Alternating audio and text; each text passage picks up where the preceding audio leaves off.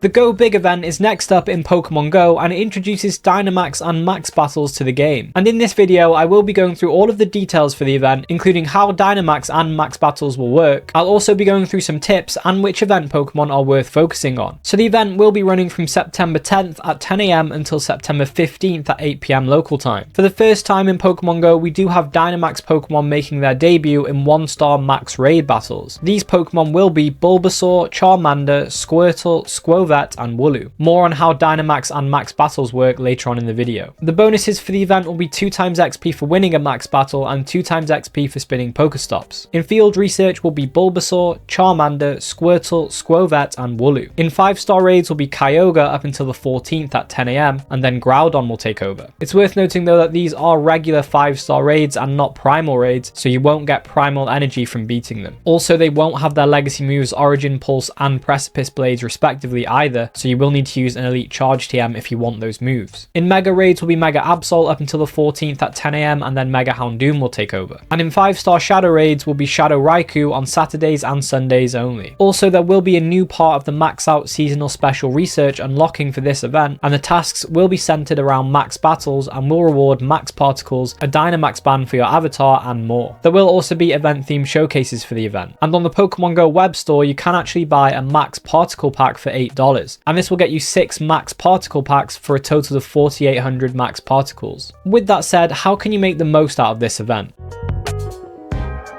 Just before we get into the tips, we now know more about Dynamax, so how exactly does it work? Firstly, Max Battles, which are effectively raids for Dynamax Pokemon, do require a certain amount of Max Particles or MP to enter. This is effectively the Max Battle version of raid passes. For 1-star Max Battles, the cost of entry will be 250 Max Particles. It is worth noting that this Max Particle cost will change for a different tier of Max Battles. Up to 4 trainers can join a Max Battle at a time, so you can do them with less people, or you can even solo them if you want to. But it is worth noting that these Max Battles will be local only, meaning you won't be able to do them remotely. Also, the Max Battle will only take the Max Particles that you use to enter if you defeat the boss. Each trainer will be able to bring up to 3 Pokemon to a Max Battle, but only Pokemon that can Dynamax will be able to be used. But can't all Pokemon Dynamax? Well, in the mainline games, any Pokemon can Dynamax, but for Pokemon Go, they've made it so only the Pokemon that you catch from Dynamax battles will be able to Dynamax. And to get your first Dynamax Pokemon, you will be able to get one from the To The Max special research or from earning 1,000 Max Particles. But how exactly will Max Battles work? They actually work quite a bit different than other battles in the game currently. So Pokemon in Max Battles will be able to use fast and charge attacks just like normal battles, but they will be able to fill up a meter at the top of the screen, which when full will allow your Pokemon to Dynamax. You can also find energy icons on the field of battle that you can swipe to collect and fill up your Dynamax meter even quicker. During battle, a prompt may appear over the top of your Pokemon's head, which means the boss is targeting your Pokemon for an attack. You can then swipe to dodge the attack. When Dynamax, you will have a couple of options. You can choose the Max Guard move, which is a defensive that reduces damage taken from the opposing Pokemon. Another option is to use the Pokemon's Max move, which is an attacking move, and in this example with Dynamax Blastoise, we see that the move it's using is Max Geyser, which is the water type Max move. And the type of Max move that your Pokemon has depends on the type of fast attack it's got. So you can swap out to a different type fast attack to get a different type Max move. And the third option that you can do is to use Max Spirit, which is a heal that restores the HP of your Pokemon and your teammates' Pokemon. Your Dynamax Pokemon will start with its Max move unlocked, however you will have to unlock the Max Guard and Max Spirit moves, and it will cost you 400 Max Particles and 50 candy to unlock each of these, and this may differ for different Pokemon. And you can also upgrade each of the Max moves. All of the Max moves can be leveled up from level 1 to level 3, and to max out each of them at level 3 it will cost 1800 Max Particles, 150 candy, and 40 Candy XL each, and again this could be different depending on the Pokemon. The amount of Max moves that your Dynamaxed Pokemon can use in battle are also limited like they are in the main series games. And if all of your Pokemon faint in 3-star or higher Max Battles, you will be able to continue the battle by cheering on your teammates to help fill up their Dynamax meter. Once a Max Battle is completed, you will get some rewards, and you will have the option to upgrade these rewards by using Pokecoins to get more items and more Premier Balls. After defeating a Dynamax Pokemon in a Max Battle, battle, you will have the option to leave one of your Pokemon at a power spot to help other trainers in their max battles, and it'll also earn your Pokemon some candy as well. And these rewards will be received once your Pokemon returns to you from the power spot, and this will happen after they've helped enough trainers in their max battles or when the power spot closes. The more Pokemon that are placed at a power spot, the bigger the attack bonus that the other trainers will have when battling. Also, more Pokemon placed will also increase the chance of a wild encounter around the power spot. So where exactly will these max battles be taking place? So max battles will be appearing at random locations on the overworld map at a new point of interest other than Pokestops and gyms, which are called power spots. As mentioned previously, you do need max particles to join max battles, and there are a few ways for you to get these max particles. You can get them from power spots by walking, or you can purchase them from the in-game shop. You can collect 100 max particles per power spot and an extra 20 if it's your first time collecting from that power spot. Also, it is worth noting that you can only collect max particles once per power spot per day, and you will be capped at receiving 800 max particles per day. And regarding walking, you can walk 2 kilometers to get 300 max particles. There is currently a trick to get more than 800 particles per day, and that is to collect 720 max particles from power stops and then collect your 300 for walking 2 kilometers from your nearby menu. This will give you a total of 1020 for the day. It's also worth noting that auto catchers can't pick up max particles from power spots. So the nearby menu will be updated to contain a tab that shows nearby power spots and max battles. It will also show your current max particles, and you can collect your max particles from walking via this menu. It's also worth noting that Dynamax Pokemon you get from max battles can evolve, and when evolved they will still be able to Dynamax. They will have IVs in the same way as other Pokemon, and they can be shiny, although the shiny rates haven't been confirmed. Dynamax Pokemon won't appear in the wild, and they will be able to be used in raid battles, Team Go Rocket battles, and in Go Battle League, but they won't be able to Dynamax when involved with these features. So they will just act as regular Pokemon. Dynamax Pokemon will learn fast and charge attacks in the same way as regular Pokemon do. And also, just to note, you can't heal up Pokemon with items during a max battle. The only way to heal is using the max spirit move. So when it comes to XP for this event, you will be getting 2 times XP for max battles, but judging by this image of rewards for winning a max battle, it doesn't seem like you'll actually be getting much XP for doing these. Although it is possible that this will differ when max battles are released. With the 2 times XP for spinning Pokestops, it could be worth trying to go to places with high Pokestop density and using lucky eggs whilst you're out doing max battles and quick catching Pokemon with excellent throws. Also, if you have the resources to do so, you can always use Origin Dialga's Roar of Time adventure effect to pause the timer on your lucky egg to allow for more XP gains with that item. Alternatively, you could use Origin Palkia's Spatial Rend adventure effect to increase the encounter radius so you can catch more Pokemon in a given area. This will help you get more XP by being able to reach more Pokemon that you wouldn't normally be able to. And another really good way to get XP during this event and this season as a whole is by leveling up friendship. So it's well worth interacting with as many friends as you can each day through gifts, battling together, raiding together, etc. For best friends, you will be getting 150,000 XP because of the seasonal bonus, which will be 300,000 XP with a lucky egg active. And also, if you did want to maximize on friendship XP even more, you could purchase the $5 daily Pokecoin Bounty Part 1 ticket, because this will allow you to open up to 50 gifts per day, collect 150 gifts per day, and hold up to 40 gifts in your bag at a time. So this will really help you with leveling up your friendship with more people at the same time. And on the topic of this ticket, it will also get you 3 times XP for your first catch and Pokestop spin of the day. So if you do purchase this for the first catch, it's well worth trying to get an excellent throw, first throw, curveball, etc., and using a lucky egg if you want to maximize. I would also highly recommend trading during this event and during this season as a whole, because with the seasonal bonuses, you will get 1 additional candy and a guaranteed candy XL per trade. This means trading any spares of meta relevant Pokemon you have will be ideal, because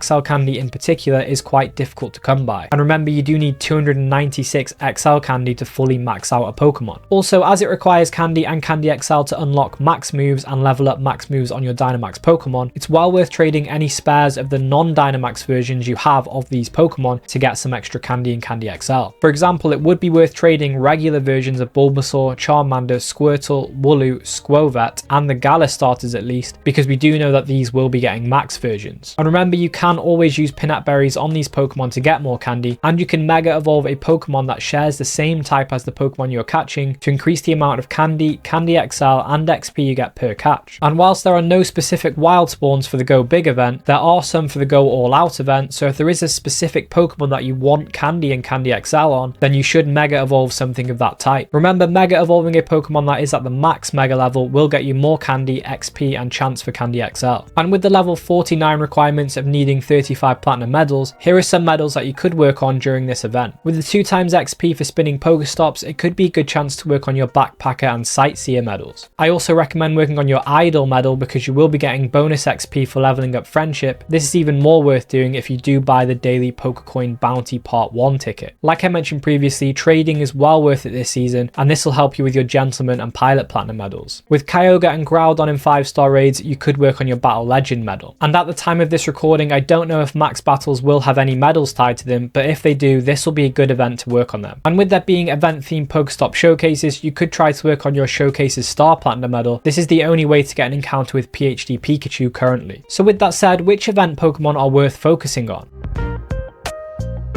So when it comes to max battles, you are probably going to want to do any of them to start with for adding the max Pokemon to your Dynamax decks, and also so you can use them in other Dynamax battles. Because remember, only max Pokemon can be used in max battles. So for example, max Bulbasaur / Venusaur will be really good for max Squirtle battles, max Charmander and Charizard will be really good against max Bulbasaur, and max Squirtle and max Blastoise will be really good against max Charmander. Outside of max battles, max Pokemon can be used in raid battles, in Team Go Rocket battles, and in Go Battle League, but they can't Dynamax. However, their meta relevance for these aspects of the game will still hold up. This means that max Pokemon are very valuable because they can be used in all aspects of the game, whereas regular Pokemon can't be used in max battles. So Wooloo and Skwovet's evolutions no longer have meta relevance in Go Battle League due to the Body Slam nerf, so you might want to make these less of a priority in the long run. The 3 Kanto starters, however, do have more meta relevance currently. And before I get into the meta relevance of the event Pokemon, it's worth noting that there has been some updates to raiding in Pokemon Go, meaning that some Pokemon are worse as raid attackers now and some are better. So the rankings that I mentioned in this video will reflect the changes, and they will be correct as of this update. Although Niantic hasn't stated whether this is an intentional update or a bug, so things may change back in the future, but I'll keep you updated. For Charmander, Mega Charizard is currently the 3rd best Fire-type raid attacker, but 2nd if you don't take into account Primal Groudon, which doesn't have a fast Fire-type attack. For Squirtle, Mega Blastoise is the 7th best Water-type attacker, and Blastoise itself is ranked 51 in the Ultra League with 0, 13, 15 IVs. And Mega Venusaur is the 2nd best Grass type attacker and the 4th best Poison type attacker, and Venusaur itself is also ranked 92 in the Ultra League with 1, 15, 14 IVs. For the 5-star raids, Kyogre will be available, and this Pokemon is a great choice to raid because Kyogre is the 3rd best Water type attacker, 2nd best as a Shadow, and the best in its primal form. Its best moveset is Waterfall and Legacy move Origin Pulse, which it unfortunately won't get when caught from these raids. In the Master League, Kyogre is ranked 57 and ranked 73 as a Shadow. Groudon is also a great option to raid because it is the 4th best ground type attacker and the 2nd best as a Shadow and number 1 in its primal form. Its best moveset is Mudshot and Precipice Blades, which is a legacy move, and again you won't be able to get it from these raids. In Go Battle League, in the Master League, Groudon is ranked 32 and ranked 40 as a Shadow. For the Mega raids, we have Mega Absol, which isn't really meta relevant, so you could skip it unless you need it for the decks or you need a Dark type Mega. Mega Houndoom will be available, and it might be worth raiding because it is the 3rd best Dark type attacker and the 19th best Fire type attacker. However, there isn't really much point raiding it if you have access to Mega Tyranitar and a Fire type Mega like Charizard or Blaziken. And if you can, Shadow Raikou would be a good raid boss to raid because it is currently the 3rd best Electric type raid attacker in the game, and it's ranked 89 in the Master League. And with that said, if you did enjoy this video, then I recommend checking out these videos on the screen now, and I'll catch you in the next one.